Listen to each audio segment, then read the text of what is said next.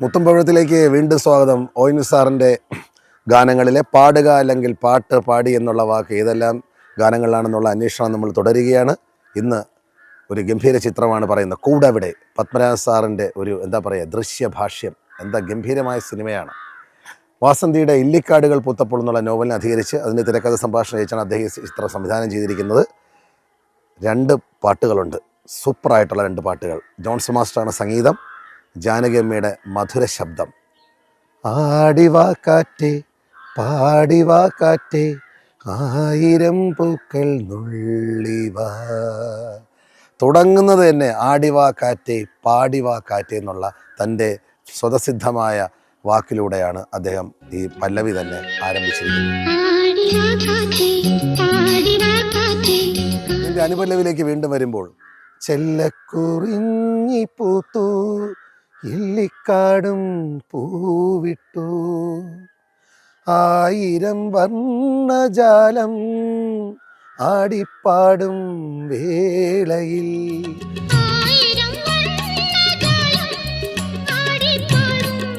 ആരോ പാടും താരാട്ടിൻ നീണം ഏറ്റുപാടും സ്നേഹദേവദൂതികേ വരൂ നീ വരൂ.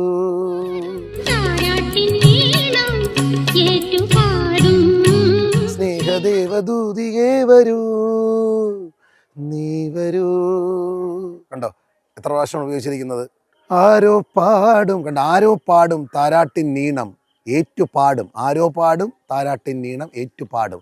2 പ്രാവശ്യമാണ് അനുപല്ലവിൽ ഉപയോഗിച്ചിരിക്കുന്നത്. ഇനി അടുത്ത ഗാനം പൊന്നുരുകും പൂക്കാലം നിന്നെ കാണാൻ വന്നു പൊന്നാട തളിരാട കാണിക്കയായി തന്നു കൂടേറാ പ്രാവെല്ലാം പാകീന്നു.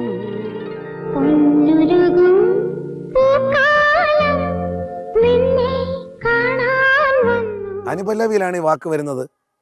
കാടാകെ കാവടിയാടുകയായി തന്നാനം കാനന മൈനകൾ പാടി ഈ സന്ധ്യ പോ.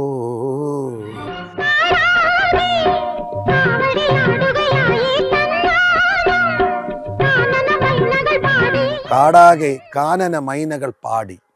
അദ്ദേഹം ഈ പാട്ടിലും തൻ്റെ സ്വതസിദ്ധമായ വാക്ക് ഉപയോഗിച്ചിട്ടുണ്ട്. അപ്പോൾ കൂടവിടെ എന്നുള്ള സുന്ദരമായ അഭ്രകാവ്യം ഈ ചിത്രത്തിലെ 2 ഗാനങ്ങളിലും അദ്ദേഹം തൻ്റെ വാക്ക് ഉപയോഗിച്ചിട്ടുണ്ട്. നമുക്ക് വീണ്ടും മുത്തുംപഴത്തിൽ അടുത്ത ഗാനം ഏതാണെന്ന് വീണ്ടും കാണാം.